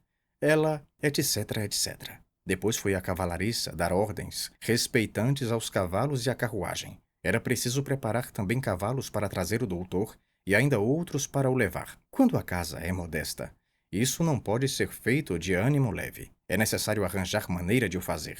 Depois de tratar de tudo e mandar o cocheiro buscar o médico, já passava das 9, quando Yevgeny voltou para casa. Mas Lisa estava deitada e garantia que estava bem, que não lhe doía nada. Mas Varvara Alexevna, sentada por trás do candeeiro, com um quebra-luz improvisado de pautas musicais para proteger Lisa da luz, Tricotava um grande cobertor vermelho com o ar de quem dizia claramente: depois do que aconteceu, não há nem pode haver paz nesta casa. Ora, aconteça o que acontecer, eu cumprirei o meu dever. E Evgeny sentia muito bem esse ambiente, mas para fingir que não reparava, contava com a animação e ar despreocupado como preparara os cavalos e como a égua Kavushka se portava muito bem atrelada ao lado esquerdo. Sim, o treino dos cavalos no momento de aflição vai mesmo a tempo. Não me admirava nada que também atirassem com o doutor para uma vala. Observou Varvara Alexevna, olhando para o seu trabalho por baixo da luneta e pondo-o mais perto da luz. Era preciso preparar tudo para mandar a carruagem. Fiz o melhor que pude, pois lembro-me muito bem como os seus cavalos me levavam a galope como doidos. Era uma velha invenção da senhora, e Evgeny teve o descuido de dizer que não tinha sido bem assim. Não é por acaso que eu recordo isso. E sempre disse ao príncipe que o mais penoso de tudo é conviver-se com gente fingida, sem sinceridade. Sou capaz de aguentar tudo menos isso. Neste momento, se alguém está a sofrer, sou eu em primeiro lugar, disse Evgeny. Vê-se. Vê-se o quê? Nada, estou só a contar as malhas. E Evgeny estava junto da cama e Lisa, olhando para ele. Pegou com a sua mão úmida a de Evgeny e apertou-a. Tens de a suportar. Falo por mim. Ela não pode impedir que nos amemos. Dizia o olhar dela. Não te preocupes. Isto não tem importância nenhuma. Sussurrou-lhe e beijou-lhe a mão, comprida e úmida. Depois beijou-lhe as pálpebras e os olhos queridos que se fechavam. Será que vamos passar outra vez por aquilo? Como te sentes? Até tenho medo de o dizer, de me enganar, mas tenho a sensação de que ele está vivo e vai nascer vivo, disse Lisa olhando para a barriga. Ah, que medo horrível. Que medo só de pensar que... Apesar de Lisa insistir com Yevgeny para que fosse descansar no seu quarto, ele passou a noite com ela, dormitando com um olho fechado e outro aberto, sempre pronto a ajudá-la. Mas Lisa passou bem a noite, e se não estivesse à espera do doutor, até seria capaz de se levantar de manhã. À hora do almoço, chegou o doutor e, obviamente, disse que as recidivas inspiravam receios, mas que, na verdade, não havia indícios exatos, e como não os havia para o lado positivo nem para o lado negativo, era possível supor-se qualquer coisa para um ou para outro lado. À cautela, Lisa deveria ficar de cama. E embora ele não gostasse de receitar, Lisa deveria tomar isto e mais aquilo e manter-se deitada. Além disso, o doutor fez a Varvara Alexevna um discurso sobre a anatomia feminina, e a senhora, ouvindo-o com atenção, acenava significantemente com a cabeça. Depois de receber o honorário, posto como de costume na parte do fundo da mão, o doutor partiu, e a doente ficou acamada durante uma semana. Parte 15. Yevgeny passava a maior parte do tempo à cabeceira da mulher acamada. Cuidava dela, falava com ela, lia para ela. E o mais difícil de tudo, suportava com resignação os ataques de Varvara Alexevna, conseguindo até fazer desses ataques um objeto de brincadeira. Mas não podia ficar sempre em casa. Primeiro, Lisa mandava-o sair do quarto, com o argumento de que ele próprio ficaria doente se estivesse sempre ao pé dela. Segundo, os trabalhos na propriedade exigiam a cada passo a sua presença. Não podia ficar em casa, e fosse para onde fosse, para os campos, para a floresta, para a horta, para a eira. Era perseguido não só pelo pensamento, mas também pela imagem de Stepanida, de tal modo que raramente se esquecia dela. Ora, isso era o mal menor. Talvez conseguisse ultrapassar esse sentimento. O pior era que, se dantes se passavam meses sem a ver, agora via e encontrava muitíssimas vezes. Stepanida deve ter intuído que ele desejava reatar as relações com ela e fazia tudo para se mostrar a cada passo. Nem ele nem ela combinavam qualquer encontro, tentavam apenas cruzar-se por acaso. O lugar era a floresta, onde as camponesas iam à erva para o gado. E Evgeny sabia-o, por isso passava todos os dias à beira da floresta. Todos os dias jurava a si mesmo que não iria, mas acabava por dirigir-se todos os dias a essa floresta. E quando ouvia as vozes, punha-se à espreita atrás de um arbusto, com o coração desfalecido, para ver se Stepanida era uma delas. Para que precisava de saber que era ela? E Evgeny não sabia. Se fosse ela e estivesse sozinha, Evgeny não lhe falaria. Assim pensava. Deitaria a fugir. Uma ocasião deu de caras com ela. Ia a entrar na floresta e ela a sair, com um saco de erva às costas, na companhia de 2 outras mulheres. Se fosse um pouco antes, talvez a tivessem encontrado na floresta, mas assim, com as outras mulheres, Stepanida não poderia voltar à floresta para ficar a sós com ele. Mesmo assim, com a certeza dessa impossibilidade, Yevgeny deixou-se ficar muito tempo atrás de uma aveleira, arriscando-se a chamar a atenção das outras camponesas. Ela não voltou, evidentemente, mas Yevgeny ainda demorou ali muito tempo. Meu Deus, como a imagem dela o fascinava! E não aconteceu apenas uma vez, mas 5, 6 vezes. E de cada vez com mais força. Nunca ela lhe surgira tão atraente na imaginação. Não, nem era isso. Nunca dantes ela se apoderara dele tão plenamente. E Yevgeny via-se a perder o autodomínio, sentia que se tornava quase louco. Não deixava de ser perigoso para consigo, pelo contrário. Tinha consciência da abominação dos seus desejos e até dos seus procedimentos. Sim, porque as suas andanças pela floresta já eram procedimentos. Sabia que lhe bastava esbarrar com ela em qualquer sítio escuro e tocar-lhe para que se abandonasse à sua obsessão. Sabia que apenas o retinha a vergonha das pessoas, dela e de si próprio. Sabia também que andava à procura das condições em que essa vergonha não fosse visível. A escuridão, ou o contato físico que abafa a vergonha com a força da paixão animal. Por isso sabia que era um criminoso hediondo e desprezava-se e odiava-se com todas as forças da sua alma. Odiava-se porque ainda não desistira da luta. Todos os dias rezava a Deus para que lhe desse forças, para que o salvasse da perdição. Todos os dias tomava a decisão firme de não dar nem mais um passo, de não olhar mais para ela, de a esquecer. Todos os dias inventava novos meios para se libertar do feitiço e utilizava esses meios. Tudo em vão. Um desses meios consistia em estar constantemente ocupado. Outro era o trabalho duro e o jejum. O terceiro era imaginar com nitidez a vergonha que cairia sobre sua cabeça quando todos soubessem. A mulher, a sogra, os criados. Yevgeny deitava as mãos a tudo isso e parecia-lhe que estava a conseguir. Mas chegava o meio-dia, a hora dos antigos encontros, e o momento em que a vira a apanhar erva. E Yevgeny ia à floresta. Assim se passaram 5 dias de tortura. Yevgeny apenas a via à distância, sem se aproximar dela uma única vez. Parte 16. Lisa convalescia lentamente, preocupava-se com a mudança que notava no marido e não compreendia. Varvara Alexeyevna assentou-se por algum tempo, de maneira que apenas estava com eles o tio. Maria Pavlovna, como sempre, morava lá. Andava Yevgeny naquele seu estado meio louco quando, como acontece muitas vezes depois das tempestades de junho, desabaram chuvas torrenciais que não pararam durante 2 dias. Todos os trabalhos foram interrompidos. A umidade e a lama eram tantas que nem sequer se podia transportar o estrume. Toda a gente ficava em casa. Os pastores esfalfavam-se a trazer o gado para a aldeia. Vacas e ovelhas vagueavam pelos pastos junto às casas e dispersavam-se por todo o lado. As mulheres descalças, protegendo-se com lenços e chapinhando na lama, andavam à procura de vacas tresmalhadas. Todos os caminhos se tinham transformado em ribeiros. Os prados estavam ensopados, a água borbulhava nas calhas e caía ruidosamente nos charcos. Nesse dia, Yevgeny estava em casa junto da mulher, que tinha um ar mais triste do que nunca. Perguntou várias vezes a Yevgeny por que razão andava tão descontente, mas ele, irritado, respondia que não era nada.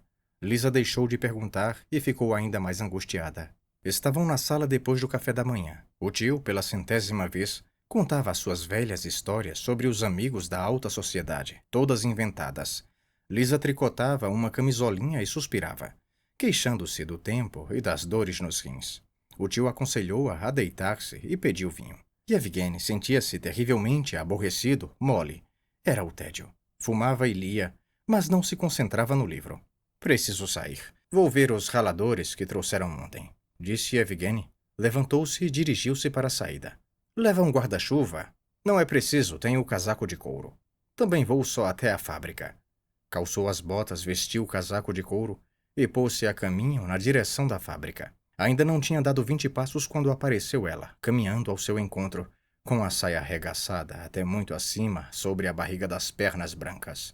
Segurava o xale que lhe protegia a cabeça e os ombros.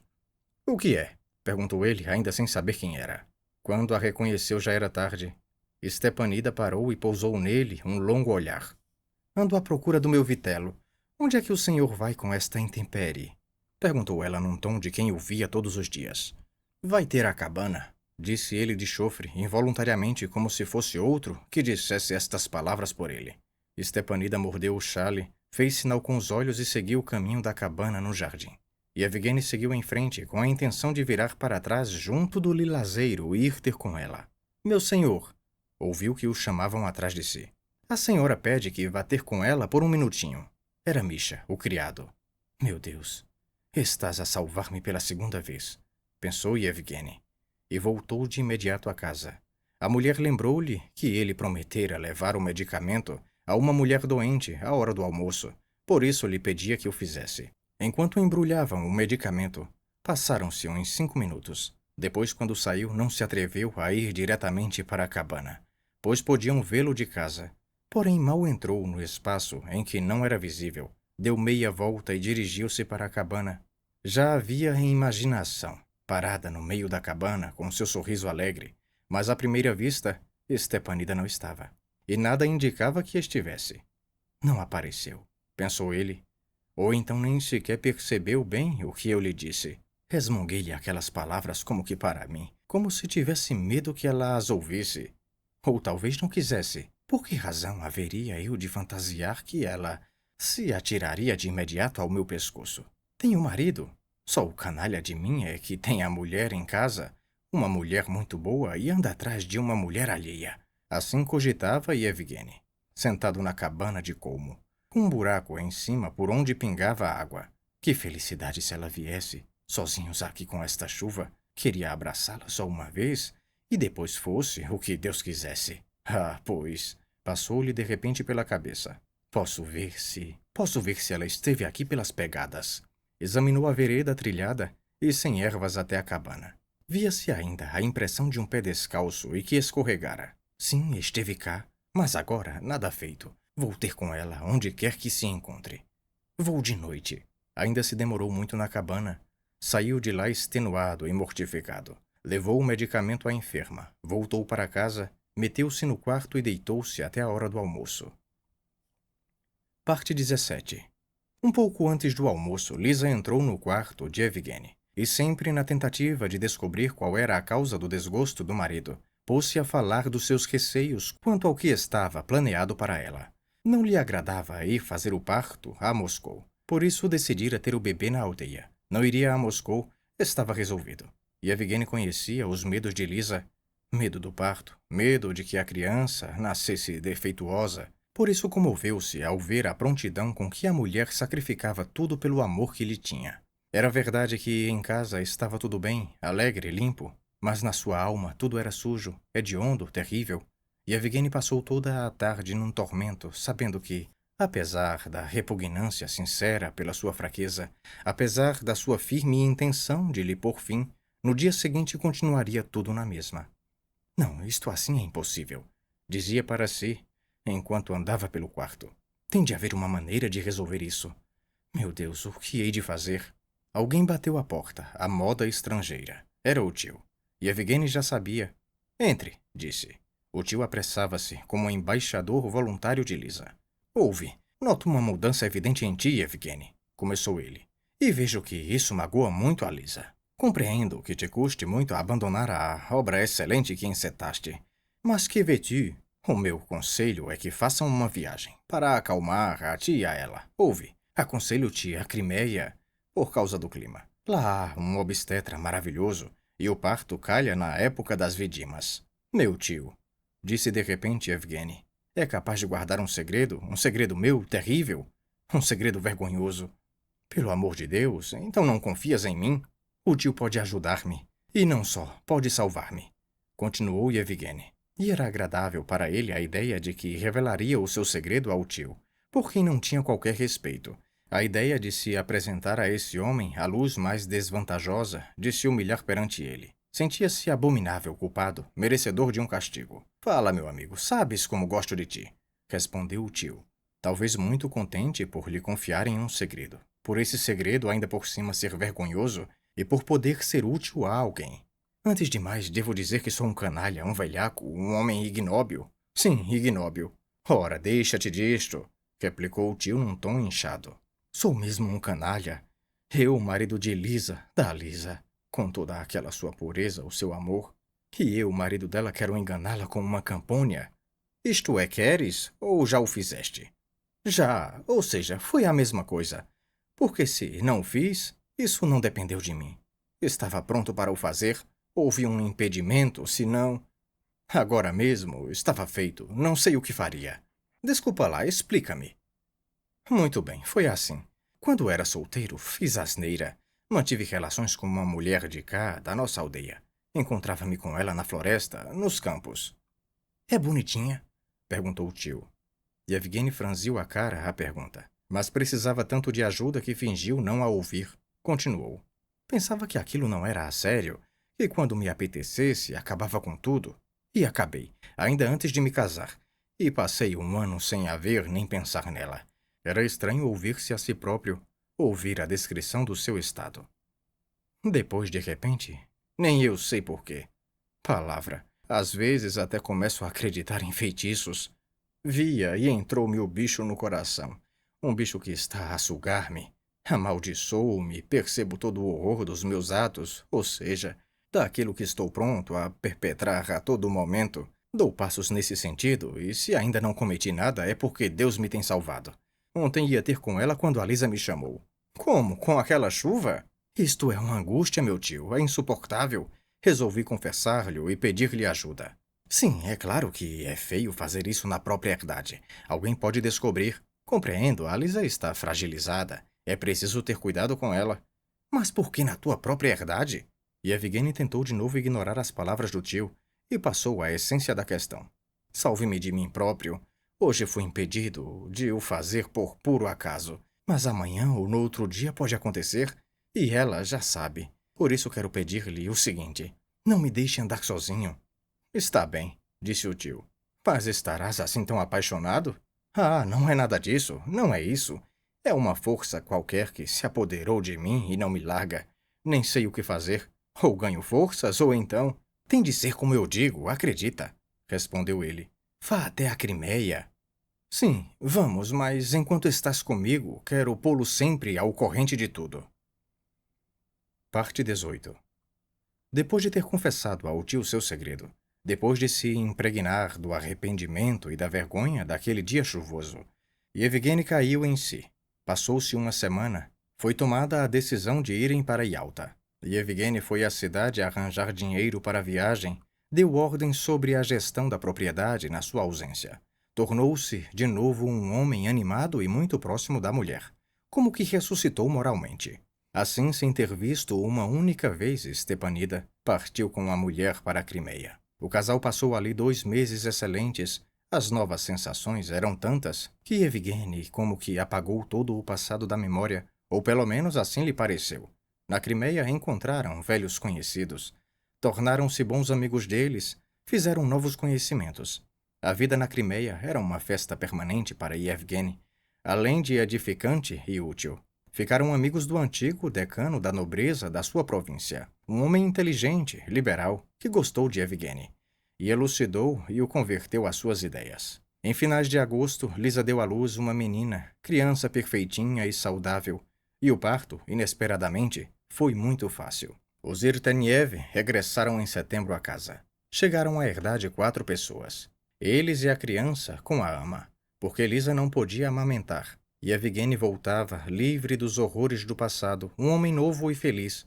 Depois de sofrer tudo o que os maridos sofrem quando a mulher está em trabalho de parto, começou a amar Lisa ainda mais. Quando pegava na bebezinha ao colo, sentia qualquer coisa nova, engraçada, muito agradável, como que tilintante. Também surgiu na sua vida um elemento novo, graças à amizade com Damtin, o antigo decano. Um interesse novo fora dos trabalhos na propriedade, a administração rural. Em parte foi por ambição e em parte pela consciência do dever social que Evgeny se meteu nisso. Estava prevista uma reunião extraordinária para outubro em que ele devia ser eleito. Foi uma vez à cidade e outra vez à casa de Damtin, e ficou tudo resolvido. Abandonaram-no definitivamente os tormentos da tentação e da luta contra a tentação. Quase não conseguia reconstituí-los na sua imaginação. Tudo aquilo lhe parecia uma espécie de ataque de loucura que o atingira havia muito. Sentia-se de tal maneira livre a esse respeito que não teve medo de fazer perguntas ao encarregado quando ficou a sós com ele. E como o homem estava ao corrente de tudo, também não se envergonhou de lhe perguntar. Diga-me, o Sidor Petnikov continua fora? Sim, continua na cidade. E a mulher? Ora, frívola até dizer chega. Agora anda metida com o Zinov, completamente desencaminhada. Ainda bem, pensou Yevgeny. Estou espantosamente impassível, espantosamente mudado. Parte 19. Realizou-se tudo o que Yevgeny almejava. Manteve a herdade nas suas mãos, a fábrica começou a funcionar, a colheita de beterraba foi excelente, esperava-se um bom lucro. A mulher teve uma filha sem complicações, a sogra foi-se embora. Depois das eleições, Yevgeny voltava da cidade para casa. Tinha sido eleito, toda a gente o felicitava, ele agradecia. Houvera um almoço em que tinha bebido 5 taças de champanhe. Esboçavam-se planos novos na sua vida. Pelo caminho na carruagem, pensou muito neles. Era o verão de São Martinho, um caminho magnífico, o sol brilhante.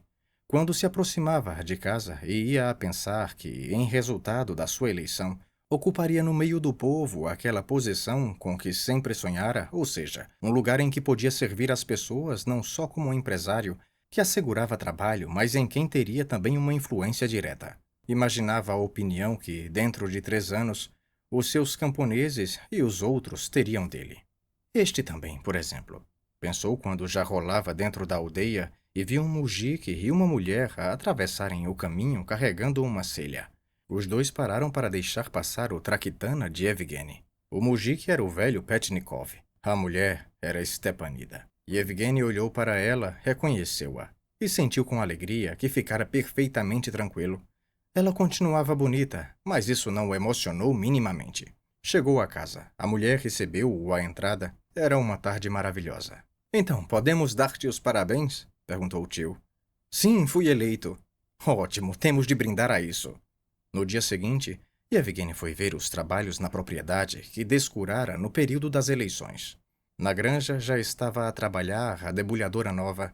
Para a observar, Yevgeny andou pelo meio das camponesas, evitando olhar para elas. Mas por mais cautelas que tivesse, reparou por 2 vezes nos olhos negros e no lenço vermelho de Stepanida, que andava a carregar palha. Por 2 vezes olhou para ela de soslaio e voltou a sentir qualquer coisa. Não sabia bem o quê. Só no dia seguinte, quando foi à eira da granja, e esteve lá 2 horas sem qualquer necessidade, sempre a acariciar com os olhos a bela figura familiar da jovem mulher, percebeu que estava perdido. Definitivamente, irrecuperavelmente perdido. De novo os mesmos sofrimentos, o mesmo horror, o mesmo medo, e não havia salvação.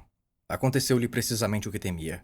No dia seguinte, ao fim da tarde, Yevgeny foi parar sem saber como às traseiras da casa dela, em frente do barracão para a palha, onde já dantes, no outono, tiveram um encontro com ela. Como se andasse por ali a passear, parou e acendeu um cigarro. Uma vizinha viu-o, e Yevgeny, arrepiando o caminho, ainda ouviu dizer a alguém: Vai, ele está lá, espera, juro, está lá. Vai, sua parva. Viu como uma mulher, ela. Correu para o barracão, mas não foi possível a Yevgeny voltar para lá porque, entretanto, apareceu um mujique. Foi para casa. Parte 20. Quando entrou na sala de estar, tudo lhe pareceu louco e antinatural. Ainda de manhã se levantara enérgico, com a firme decisão de acabar, de esquecer, de se proibir de pensar nela.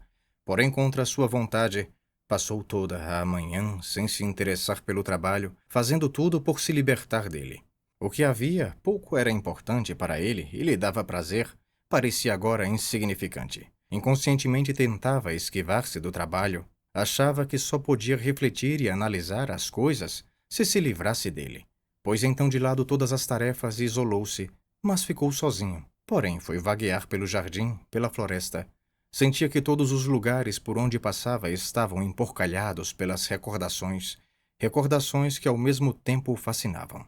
Deu por si a andar pelo jardim e a dizer a si mesmo que estava a refletir em qualquer coisa, mas na verdade não pensava em nada. Apenas esperava por ela numa ânsia louca, infundada. Esperava que ela, por um qualquer milagre, percebesse como ele a desejava e aparecesse de repente. Ali ou outro lugar, onde ninguém os visse, ou de noite, sem lua, e nem ela o veria.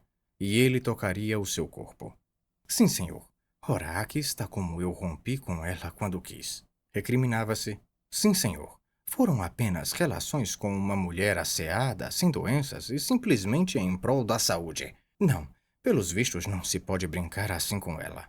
Pensava que a tomei, mas ela é que me tomou e não me largou mais. Pensava que era livre, mas não. Iludi-me a mim próprio quando me casei. Foi tudo um disparate, um engano. Desde que me relacionei com ela, comecei a experimentar um sentimento novo, o verdadeiro sentimento de um marido. Sim, deveria viver com ela. Sim, tenho duas vidas, uma com Lisa. O serviço, o trabalho na propriedade, a filha, o respeito por parte dos outros. Se escolher esta vida, Stepanida não pode existir. É preciso expulsá-la daqui. Como eu dizia, ou exterminá-la para que não exista. A minha outra vida é aqui. Tirá-la ao marido, dar dinheiro ao homem, esquecer o pudor e a vergonha e viver com ela.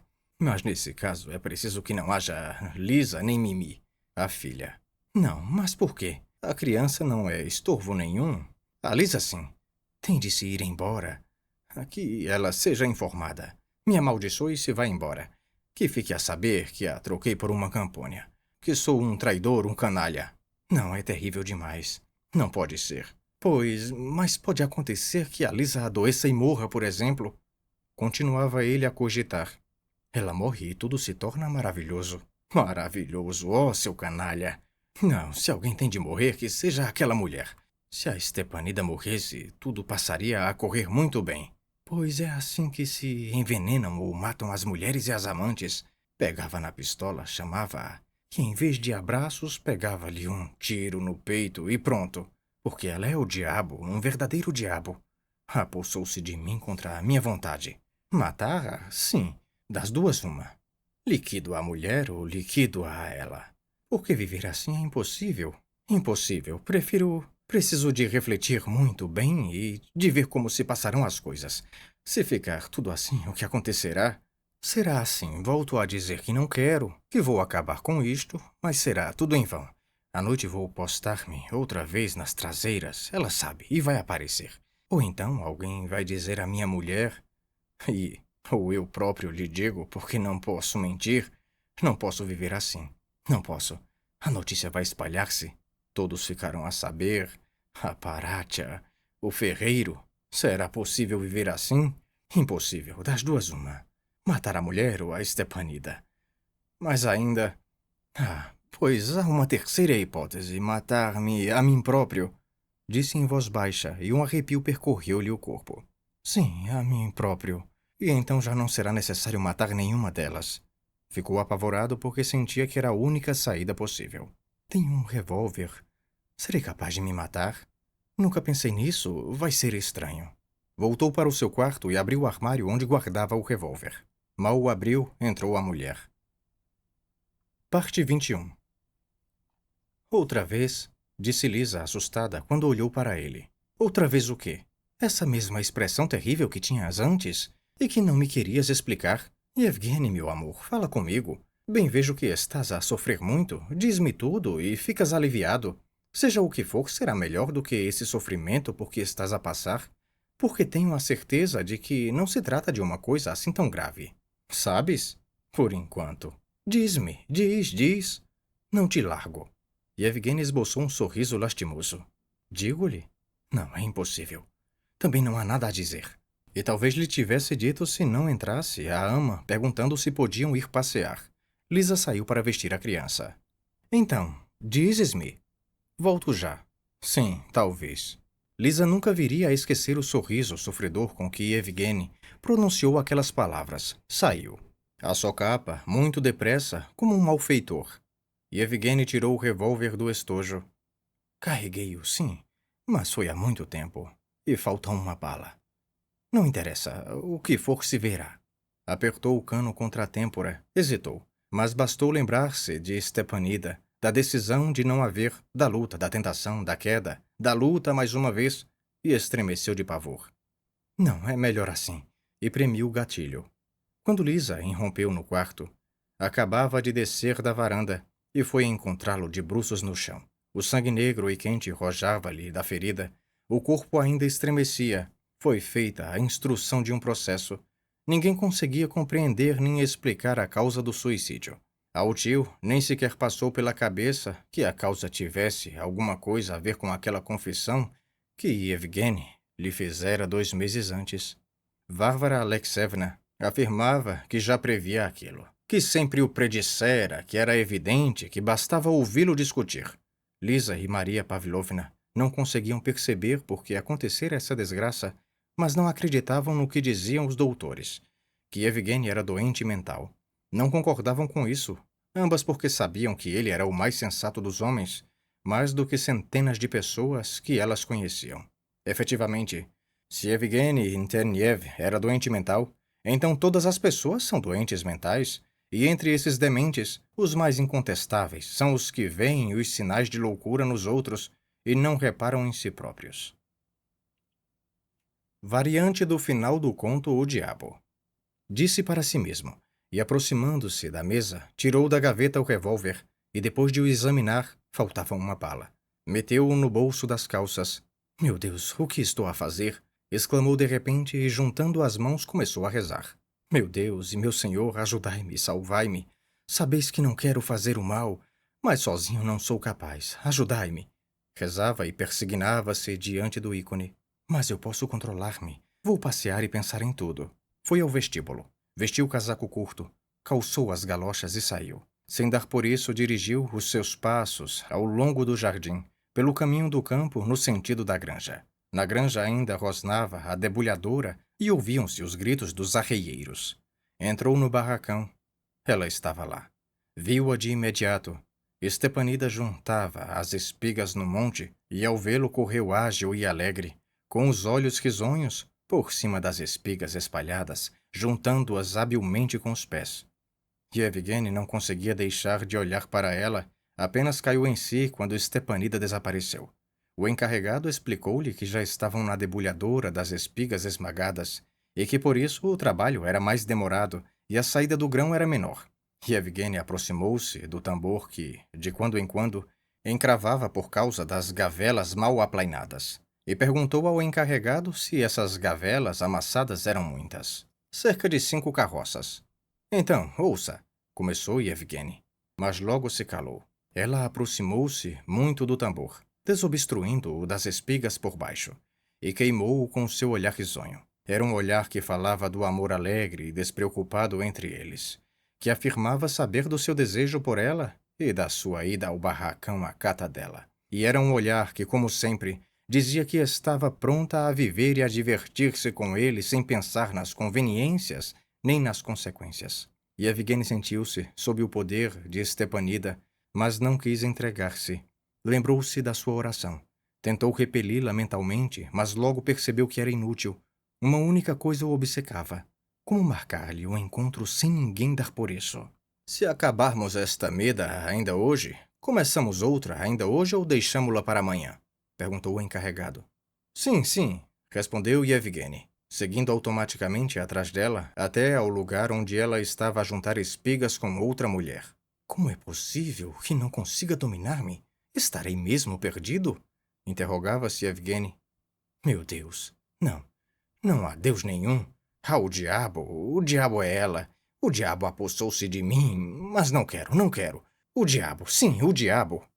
Aproximou-se dela, tirou o revólver do bolso e alvejou-a nas costas. 1, 2, 3 vezes. Ela ainda correu, mas acabou por se despenhar em cima do monte de espigas. Valha-nos Deus! Ai, Nossa Senhora, o que é isso? O que é isto? Gritavam as mulheres. Não foi sem querer. Matei-a de propósito, gritou Yevgeny. Vão buscar a polícia. Voltou para casa e, sem dizer nada à mulher, entrou no seu gabinete de trabalho e trancou a porta. Não entres, gritou a mulher lá de dentro. Já vai saber tudo. 1 hora depois, tocou para o lacaio com a campainha e pediu-lhe. Vai saber se a Stepanida está viva.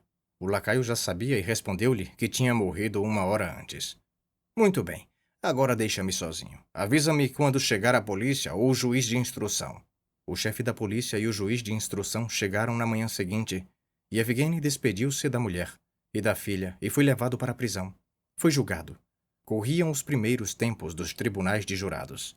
Reconheceram que o arguido sofria de doença mental temporária, pelo que condenaram apenas à penitência eclesiástica. Passou 9 meses no cárcere e 1 mês no mosteiro. Começou a beber ainda na cadeia. Continuou no mosteiro. E quando voltou para casa, era um alcoólico debilitado, com as capacidades mentais anuladas. Varvara Alexeyevna afirmava que já previa aquilo, que sempre o predissera, que era evidente, que bastava ouvi-lo discutir.